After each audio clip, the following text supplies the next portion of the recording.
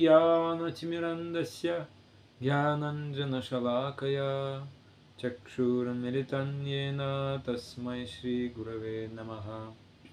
श्रीचैतन्यमनोभीष्टं स्थापितं येन भूतले स्वयं रूपकदा मह्यं ददाति स्वपदान्तिकम्। वन्देऽहं श्रीगुरो श्रीयुतपदकमलं श्रीगुरून् वैष्णवंश्च श्रीरूपं सग्रजातं सहगना रघुनाथं वितं तं सजीवं साद्वैतं सवधूतं परिजनसहितं कृष्ण चैतन्यदेवं श्रीराधा कृष्णपादं सहगना ललिता श्रीविशाखान्वितंश्च। हे कृष्ण करुणा सिन्धु दीनबन्धु जगत्पते गोपेश गोपिकान्त राधाकान्त नमोऽस्तुते। ताप्तकंचन गौरंगी राधे वृंदावनेश्वरी वृषभानुसुते देवी प्रणमामि हरिप्रिये। वञ्चाकल्पतरुभ्यश्च कृपा सिन्धुभ्येव च पतितानं पावनेभ्यो वैष्णवेभ्यो नमो नमः। नमो महवदन्याय कृष्णप्रेमप्रदायते कृष्णाय कृष्णचैतन्यनाम्ने गौरत्विषे नमः। श्रीकृष्ण चैतन्य प्रभु नित्यानन्द श्री अद्वैत गदाधर श्रीवासदि गौरभक्तवृन्द। हरे कृष्णा कृष्णा कृष्णा हरे हरे हरे राम राम राम हरे हरे। हरे कृष्णा कृष्णा कृष्णा हरे हरे हरे राम राम राम हरे हरे। नमो विष्णुपदाय कृष्णप्रेष्ठाय भूतले श्रीमते भक्तिवेदांत स्वामिने च नामिने। नमस्ते सरस्वती देवे गौरवाणी प्रचारिणे निर्विशेष शून्यवादी पाश्चात्य देशतारिणे। आनन्दलीलामय विग्रहाय हेमावदिभ्यो च विसुन्दराय तस्मै महाप्रेमरसप्रदाय चैतन्यचन्द्राय नमो नमस्ते। चैतन्यचन्द्राय नमो नमस्ते। चैतन्यचन्द्राय नमो नमस्ते। श्री चैतन्यचन्द्राय नमः।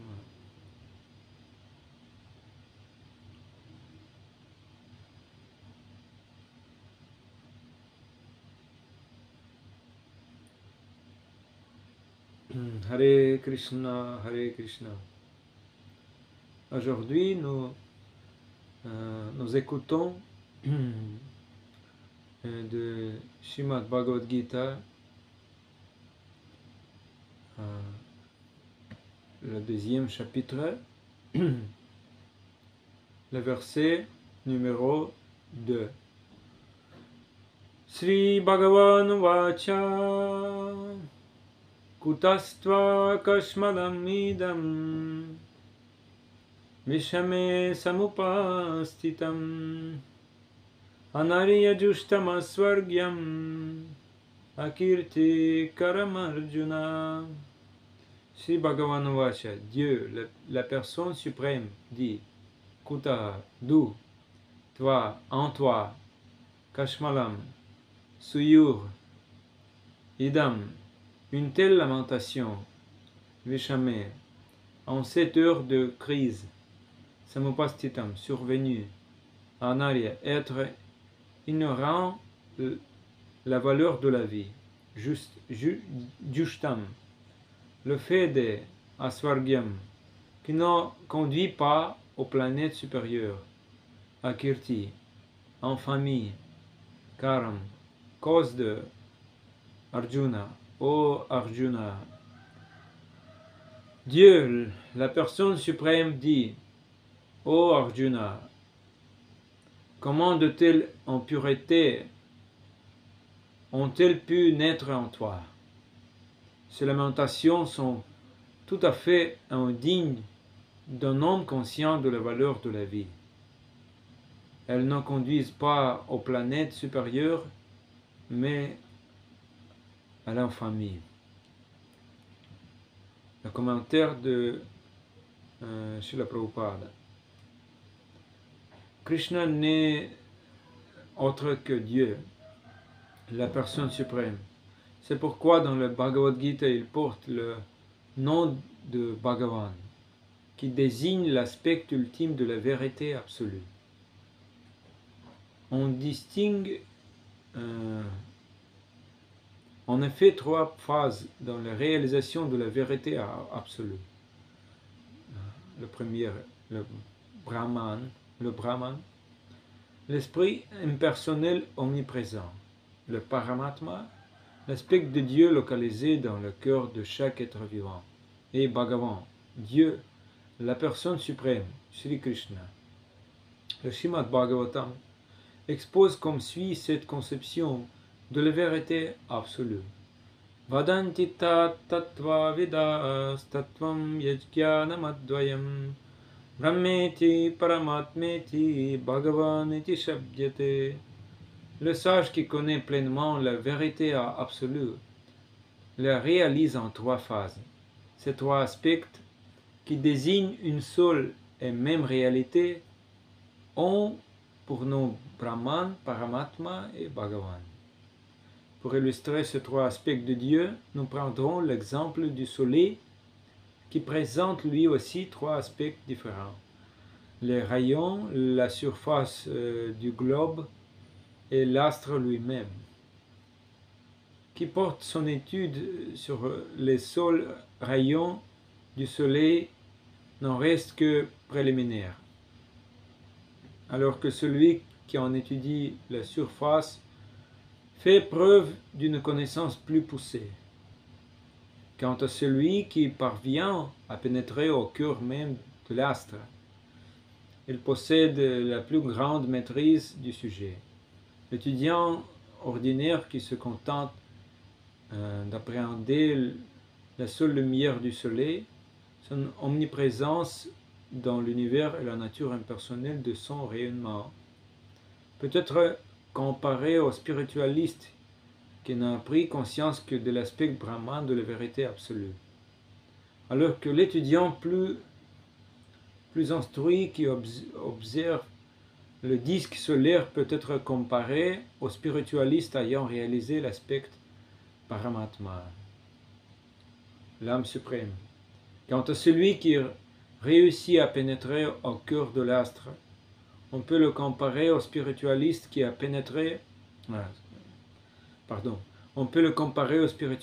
réalisé les traits personnels de la vérité suprême et absolue, Bhagavan. Aussi bien que tous s'absorbent dans l'étude d'un même sujet.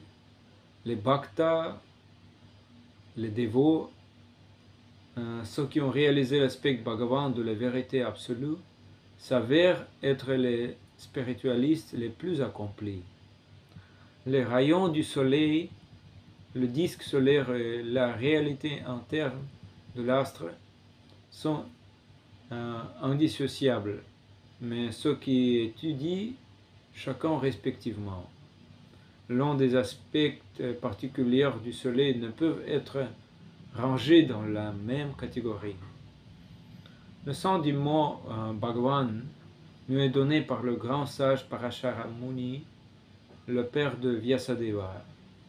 L'être suprême est ainsi nommé car elle possède dans leur totalité richesse, force, renommée, beauté, connaissance et renoncement parfait. bien qu'il y ait beaucoup de gens riches, puissants, beaux, célèbres, érudits ou détachés, aucun ne peut prétendre posséder dans leur intégralité l'ensemble de ces attributs. Seul Krishna est en droit de les revendiquer car elle est Dieu, la personne suprême. Nul être vivant, que ce soit Brahma, Shiva ou Narayana, ne possède de tel plan spirituel. Brahma conclut d'ailleurs lui-même dans la Brahma Samhita que Krishna est Dieu, la personne suprême. Nul ne l'égale ou ne lui est supérieur. Il est Bhagavan, le Seigneur originel, connu également sous le nom de Govinda. Il est la cause ultime de toutes les causes. Ishvara Parama Krishna Sachidananda Vigraha Anadi Radir Govinda Sarvakarana-karanam. Nombreuses sont les personnalités qui possèdent les qualités de Bhagavan, mais Krishna est la personne suprême, car nul ne peut le surpasser. Et le Govinda, le Seigneur originel, la cause de toutes les causes, et son corps éternel est toute connaissance et félicité. Le Bhagavatam, qui recense un grand nombre de manifestations du Seigneur, affirme lui aussi que Krishna est la personne originelle, duquel émanent d'innombrables avatars et personnalités divines.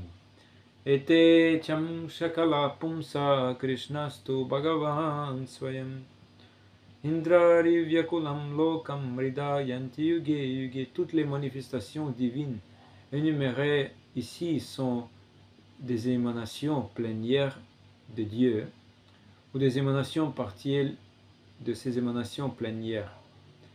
Mais Krishna est Dieu lui-même, la personne suprême. Krishna est donc la personne suprême et originelle, la vérité absolue. La source de l'âme suprême et du Brahman impersonnel. La lamentation d'Arjuna sur le sort de sa famille, alors qu'il jouit de la compagnie personnelle de Dieu, sont certes inconvenantes. Krishna lui exprime d'ailleurs sa surprise par le mot kuta, d'où.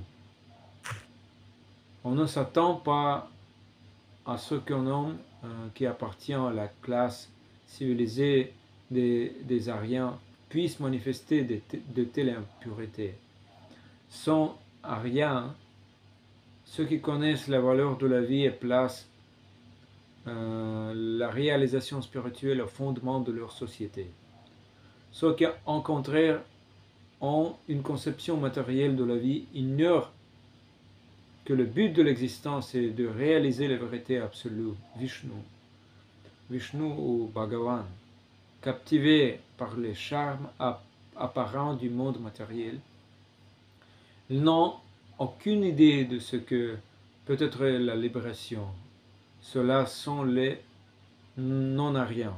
Arjuna, en kshatriya, manque à son devoir en refusant le combat. Cette lâcheté est indigne d'un aryen. Se dérober au devoir ne favorise certainement pas le progrès spirituel et ne permet même pas d'obtenir la moindre distinction à ce monde. Krishna n'approuve donc pas la prétendue compassion d'Arjuna pour ses proches.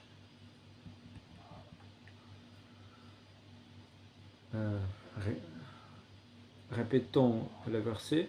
Dieu, la personne suprême, dit: Ô Arjuna, comment de telles impuretés ont-elles pu naître en toi? Ces lamentations sont tout à fait indignes d'un homme conscient de la valeur de la vie. Elles ne conduisent pas aux planètes supérieures, mais à l'infamie.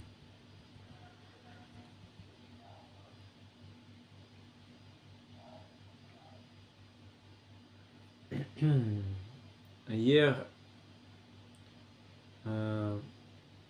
nous avons parlé de la vraie compassion. Le Seigneur Krishna châtie Arjuna pour avoir été induit en erreur. Il était dans une illusion. Il s'agit d'une situation inhabituelle car Seigneur Krishna est Bhagavan, la personne suprême de Dieu. Et ici, dans le commentaire, il est expliqué qui est Bhagavan, le Dieu Seigneur suprême.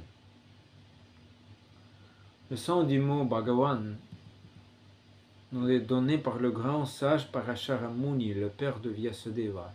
L'être suprême est ainsi nommé car il possède dans leur totalité richesse, force, renommée, beauté, connaissance et renoncement parfait. Bien qu'il y ait beaucoup de gens riches, puissants, beaux, célèbres, érudits ou détachés, aucun ne peut prétendre posséder dans leur intégralité l'ensemble de ces attributs.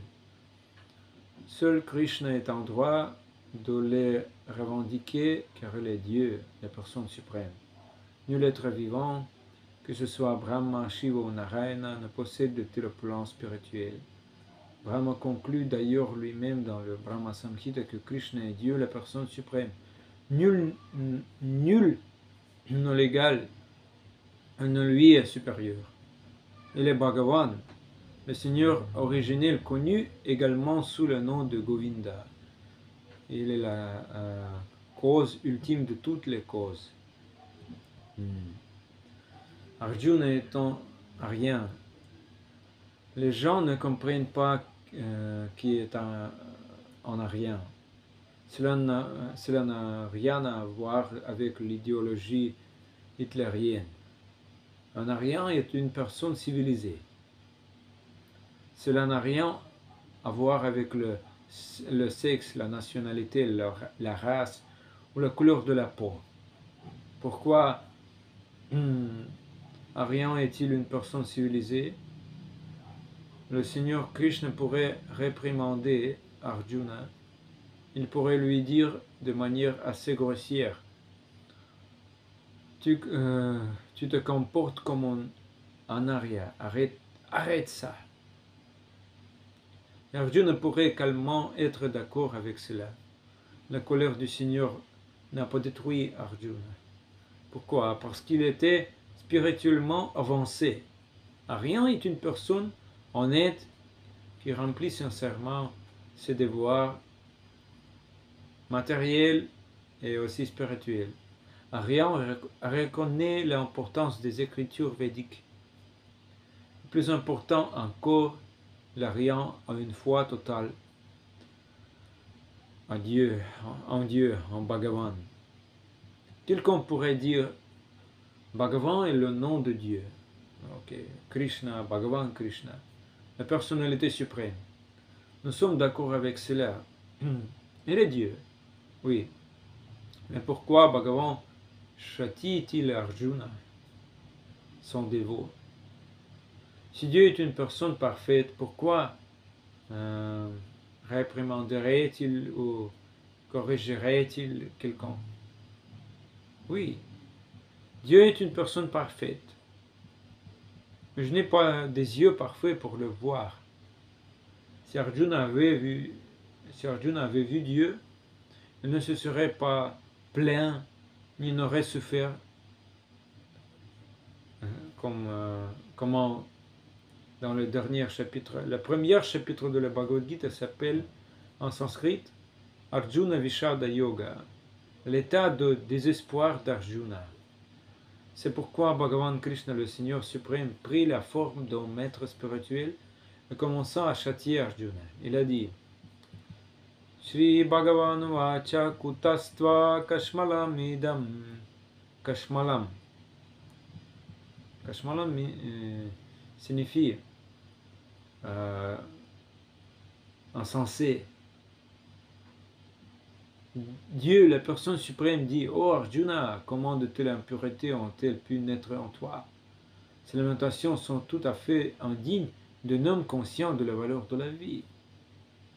Elles ne conduisent pas aux planètes supérieures, mais à l'infamie. On ne peut voir le Dieu soleil qu'à travers la lumière du soleil, du milieu soleil, Surya. S'il n'y a pas de soleil, on ne peut pas voir le demi-dieu soleil. De même, on ne pourra pas connaître Bhagavan sans la miséricorde de Bhagavan. Il y a donc une question. Comment cette miséricorde viendra-t-elle? Pourquoi tout le monde n'est pas capable de voir le Dieu, le Seigneur suprême, Bhagavan? Pourquoi tout le monde n'est pas capable de comprendre Bhagavan? Pourquoi tout le monde n'est pas capable d'obtenir la miséricorde du Bhagavan? L'Inde est célèbre avec les Veds et la Bhagavad Gita. Aujourd'hui, la population de l'Inde est dans milliards 350 millions de personnes. Mais combien d'entre eux comprennent Bhagavan, comprennent Bhagavad Gita? Les Indiens courent-ils maintenant vers la civilisation occidentale? Quelle est la raison pour laquelle les gens ne peuvent pas comprendre Bhagavan? Bien que Bhagavan soit égal à tout le monde, bien que Bhagavan accorde la miséricorde à tout le monde, pourquoi tout le monde ne peut-il pas comprendre le Seigneur suprême? Le Seigneur suprême, il est le Père donneur de graines de tous les êtres vivants. Non seulement des êtres humains, mais aussi des oiseaux, des animaux, des insectes, des arbres. Il est également miséricordieux envers tous ses enfants. Seule une petite partie des gens peut connaître Bhagavan. Les autres ne sont pas capables de le connaître. Nous sommes tous en Maya. Nous sommes déjà contrôlés par Maya Devi, Mahamaya, l'énergie matérielle. Krishna Surya Sama Maya Hoyo Andakara Jahan Krishna Tahanahi Maya Radhikara. Le soleil donne de la lumière, mais nous avons fermé nos portes et nos fenêtres et nous restons dans le noir. De la même manière, Bhagavan donne miséricorde. Mais nous sommes en Maya, nous ne sommes pas capables d'obtenir cette miséricorde. Si nous sommes dans Maya, dans l'emprise de Maya, nous ne pourrons pas connaître Bhagavan. Comment se libérer de Maya? C'est la question. Bhagavad Gita, le 7e chapitre, le verset 14. Daivi Shaguna Mayi Mama Maya Duratyaya Mameva Ye Prapadyante Maya Metam Tarantite. Il est très difficile de surmonter cette divine énergie qui constitue les trois modes de la nature matérielle, mais qui s'abandonne à moi en triomphe aisément. Elle peut surmonter cette divine énergie.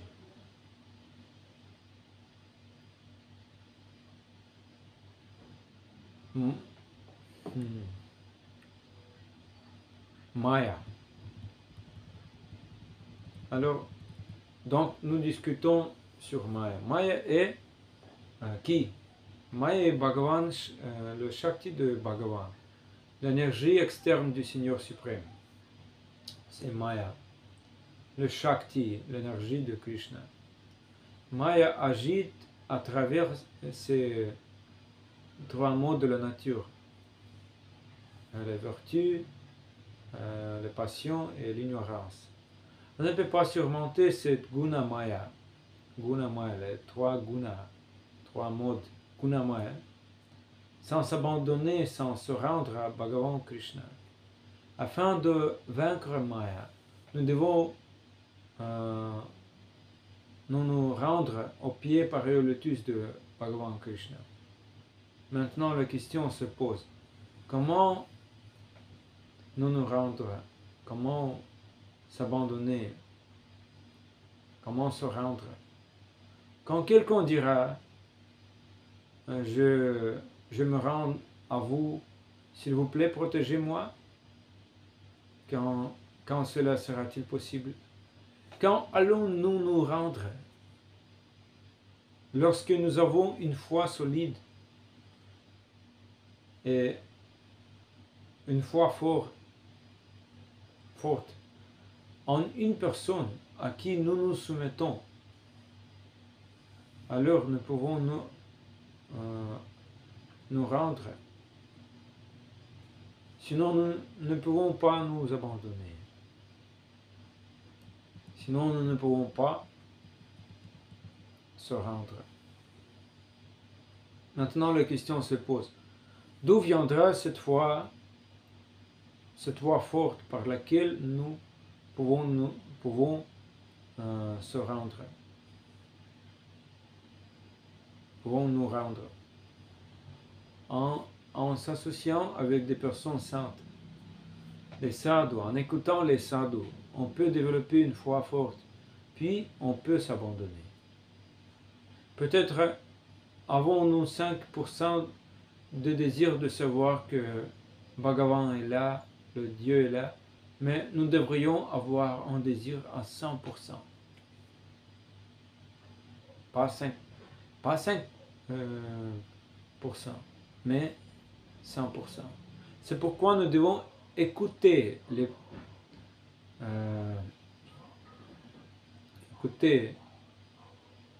pieds pareils au lotus de Sri Guru Pada Padma. C'est comme dans la science mathématique que l'on connaît Krishna. Même au début, il faut obtenir la miséricorde de Gurudev, le sadhu, afin de pouvoir connaître Krishna. Personne ne peut nous libérer de Maya, des griffes de Maya. Seul Gurudev peut le faire. Si l'on va vers Maya, Gurudev le ramènera. Le problème est que nous voulons la miséricorde de Krishna, mais nous ne voulons pas la miséricorde de Gurudeva. Nous pensons que Gurudeva est un homme ordinaire, comme moi, comme toi. Gurudeva est comme moi. Gurudev est né dans une famille de classe inférieure. Je suis né dans une famille de classe supérieure. Gurudev demande la monde. J'ai tellement de richesses. Gurudev n'a aucune éducation. Je suis très, très instruit. Srila Bhaktisiddhanta Saraswati Thakur était fier d'avoir tant de renonciation, de vairagya. Il avait tant de renoncements. Il connaissait de nombreuses langues, par exemple le sanskrit, le hindi, le bengali, l'anglais, l'arabe, le persan, le grec et bien d'autres. Mais lorsqu'il rencontra Gaurkishora Dasa Babaji Maharaja, son gourou, lui porta un coup dur. Janma Ishwarya Sutasi Bire Dhama Namadah Puman Navarhati Bidatum Vai Twamakin Chanagocharam. Par votre orgueil, vous ne pourrez pas connaître Bhagavan. Il ne vous sera pas révélé. Les Vaishnavas sont toujours très humbles. Très humbles. De nombreuses personnes ont rejoint le mouvement Hare Krishna et sont partis. Les perroquets chantent également Hare Krishna, Krishna Krishna, Hare Hare, Hare Ram, Ram Ram, Hare. Qu'est-ce qu'il y a un problème? Pourquoi tant de dévots chantaient Hare Krishna et savent qu'ils ne chantent pas? Pourquoi tant de gourous sont tombés? Une chose est très importante, je devrais penser. Combien de poussière j'ai collecté sur les pieds pareil au lotus de mon Gurudev? Et je enduis mon corps avec la poussière de ses pieds pareil au lotus. Si l'on ne devient pas Vaishnava, on n'aura aucune dévotion envers Dieu. Pas de bhakti, pas de Bhagavan. Bhaktyamam abhijanati yavan yasyasmi tattvataha tatomam tattvato gyatva vishate tadanantaram. Le Seigneur suprême a dit, seule la pratique du service de dévotion permet de me connaître tel que je suis Dieu, la personne suprême. L'être qui, en raison d'une telle dévotion, devient pleinement conscient de moi, entre dans mon royaume divin. En fait, nous n'avons que deux choix dans notre vie. Soit vous deviendrez un dévot, soit vous deviendrez un non-dévot. Une personne de nature démoniaque. Nous avons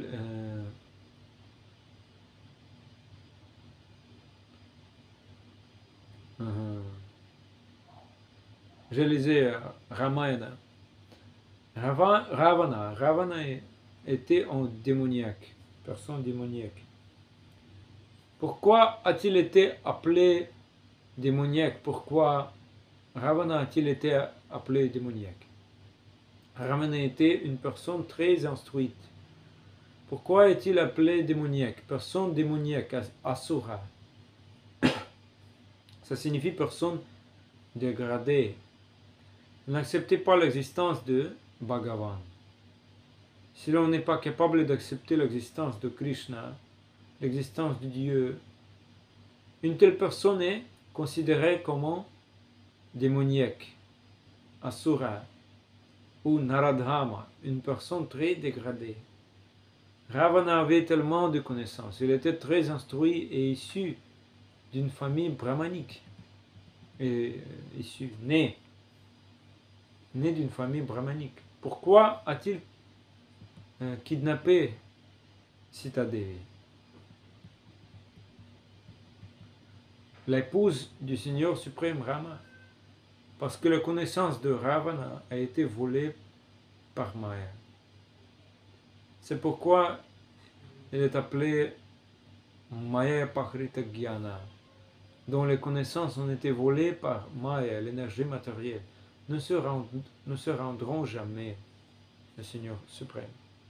Il est le Père suprême. Nous sommes tous ses filles, ses fils. Y a-t-il une objection, un obstacle à se rendre à lui? Si nous sommes protégés par notre Père, personne ne peut nous faire de mal. Mais les personnes dont les connaissances sont volées par Maya sont attaquées de différents côtés. Si vous n'écoutez pas votre Père, alors votre Père engage une autre personne pour nous châtier, nous punir. Ainsi, lorsque nous n'étudions pas bien, sous la direction de notre Père, celui-ci engagera notre maître d'école et nous infligera une punition en châtiment. De même, nous recevrons une punition en châtiment de la part de Maya. Maya fera appel à la nature matérielle à cette fin. Maya engagera la nature matérielle pour nous punir afin de nous amener sur le vrai chemin. La nature matérielle nous châtie. Sinon, pourquoi cela se produit-il? De nombreux types de maladies, comme le corona, la guerre mondiale, il se passe beaucoup de choses maintenant. Pourquoi? Personne intelligente, à rien, comprendra. C'est la punition de Maya, la nature matérielle. Krishna possède toutes les richesses. Il est entièrement riche et nous sommes ses fils et ses filles. Mais nous devenons des personnes très pauvres. Nous demandons l'aumône en restant sous le contrôle de la nature matérielle et nous ne pensons pas que nous sommes les fils de la personne la plus riche. Personne pécheresse, que fait-elle? Nishida Karma. Qu'est-ce que le Nishida Karma? Personne pécheresse se livre à diverses activités interdites. Les activités interdites, Nishuddha Karma. Quelles sont les activités interdites? Sexe illicite, intoxication, mise à mort d'animaux, jeux de hasard. Tels sont 4 travaux interdits. Si quelqu'un nous dit ne faites pas ça, mais que c'est lui qui le fait, comment allez-vous l'écouter?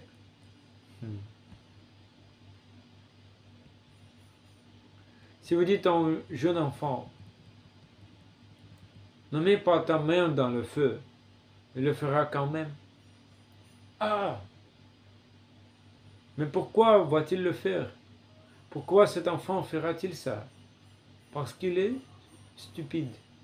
Nous avons reçu cette forme de vie humaine afin de connaître, de comprendre Krishna. Mais nous ne cherchons pas à comprendre Krishna. Quel type d'être humain sommes-nous si nous ne nous intéressons pas à Krishna? Nous sommes tous des gens de classe inférieure. Les gens de classe inférieure ne veulent pas connaître Krishna. Les gens de classe inférieure n'ont aucune relation avec notre Père suprême, Krishna. Nous avons tout oublié Krishna. Quelqu'un nous montrera Krishna. Il est Krishna. Il est votre Père. Mais nous n'y croyons pas. Nous sommes des âmes très dégradées. Quel est notre avenir? Tout comme les animaux. Nous ne ferons que mourir. Quel animal fait? Manger. Dormir, s'accoupler, se défendre, puis mourir. Pourquoi les animaux se contentent-ils de manger, dormir, s'accoupler et se défendre? Parce qu'ils ont une très faible conscience. Si nous suivons les animaux, si nous imitons simplement les animaux, que va-t-il nous arriver? Si nous agissons comme des êtres animaux, notre conscience ne se développera jamais. Que se passera-t-il dans la prochaine vie? Ensuite, dans la prochaine vie, nous aurons un corps animal. Krishna est si miséricordieux. Il nous a donné un très beau corps, une très belle intelligence, mais nous n'utilisons pas ce corps, cette intelligence. L'opportunité s'est présentée et l'opportunité est perdue. Et qui allons-nous en rendre responsable? Nous recevons simplement les fruits de nos activités karma. Et personne d'autre ne peut en être responsable.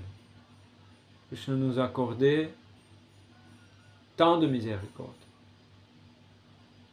Mais nous ne l'avons pas accepté. Nous n'avons pas accepté cette miséricorde.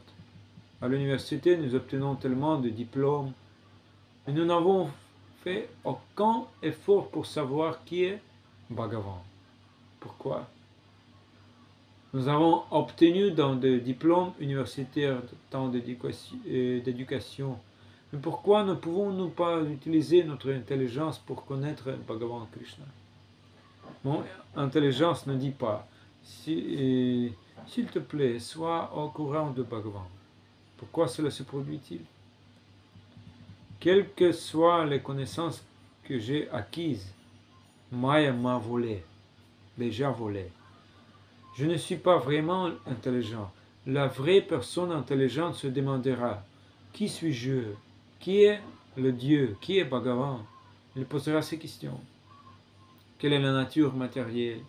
Pourquoi ai-je tant de misère, de souffrance? Le véritable intelligent pensera toujours à comment se débarrasser des misères.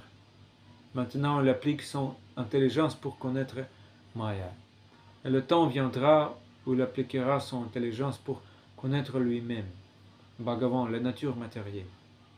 Srila Prabhupada a dit, en appliquant notre intelligence, nous pouvons créer de belles voitures, belles radios. Mais pourquoi les gens font ça? Ils font cela pour leur propre plaisir sensoriel. Les gens font cela uniquement pour le plaisir des sens. Ce type d'intelligence, ce type de connaissance n'est pas la véritable intelligence. On nous donne tellement d'intelligence.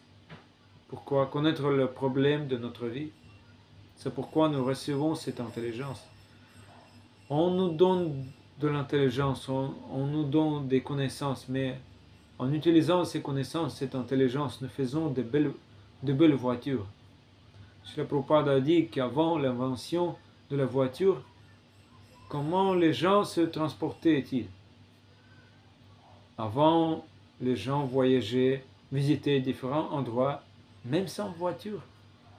Srila Guru Govinda Swami est allé en char à bœuf pour un programme de prédication, car il n'y avait pas de route pour les automobiles à Orissa. L'invention de l'automobile nous a apporté peu de confort. Si vous avez une voiture, vous devez avoir un chauffeur. Vous devez payer le carburant, vous devez payer la taxe, l'immatriculation. Une fois, chez le Guru Govinda Swami, il n'avait pas de voiture. Il prenait une voiture à louer, on prenait le rickshaw. Dans de nombreux endroits, il se déplaçait en rickshaw. Parfois, il marchait à pied. Un dévot de Singapour lui a demandé, Gurudev, as-tu une voiture? Le serviteur a répondu, non. Il a dit, j'ai 2 voitures et j'en enverrai un chez vous. C'était une très belle voiture. Elle voulait donner sa voiture à Gurudev, au maître spirituel. Mais après avoir tout calculé, il a découvert que s'il envoyait la voiture, taxe d'immatriculation comprise, cela lui coûterait plus cher que d'acheter une nouvelle voiture. Si nous essayons davantage d'obtenir du réconfort, nous obtenons davantage de problèmes. En temps de confinement, sur les routes, les voitures sont moins nombreuses. Lockdown time. Les bus sont moins nombreux, les motos en moins. L'air n'était donc pas pollué. Tout cela relève des activités de Maya. Nous faisons tous les efforts pour notre confort, mais en réalité, nous avons tellement de problèmes. Pour obtenir le bonheur et le confort moderne, nous dépensons énormément d'énergie. Nous utilisons notre intelligence de la mauvaise manière. Nous devrions utiliser notre intelligence pour connaître nous-mêmes et Bhagavan, avec Bhagavan. Nous ne voulons pas de misère. Nous ne voulons pas de misère. Nous ne voulons pas de souffrance, mais nous ne nous demandons pas pourquoi cette misère, ces souffrances surviennent. Nous sommes tellement fiers d'avoir l'énergie atomique. Pourquoi? Quel est le besoin de cette énergie atomique? Ceux qui possèdent cette énergie atomique sont considérés comme les plus développés. Nous produisons de l'énergie atomique. Mais comment allons-nous utiliser cette énergie atomique? Seulement pour tuer les autres. Très bientôt, nous pourrons tuer davantage de personnes. Nous prétendons que nous sommes avancés dans la connaissance. Mais Maya a déjà volé toutes nos connaissances. Si nous pouvions arrêter la mort, alors nous pourrions affirmer que nous avons progressé dans la connaissance. Dans la nature matérielle, il y a la mort. Dans la nature matérielle, il y a la mort. Nous réalisons ces inventions dans le seul but de provoquer la mort d'un plus grand nombre de personnes. Pourquoi cela se produit-il? Parce que Maya a volé nos connaissances. Ceux qui sont athées, ceux qui sont démoniaques, essaient toujours de rivaliser avec le Dieu, le Seigneur suprême, Bhagavan. Ils ne sont pas capables de comprendre pourquoi rivaliser avec Bhagavan. Si Bhagavan n'est pas là, il n'y aura ni jour ni nuit, ni soleil ni lune. Alors pourquoi je fais de la compétition avec Bhagavan? Ceux qui font concurrence à Bhagavan sont appelés Anarya, non civilisés, ou démoniaques, Asura. Il existe 2 types d'êtres vivants, les demi-dieux, les devatas, dévots, et les asuras, les démoniaques.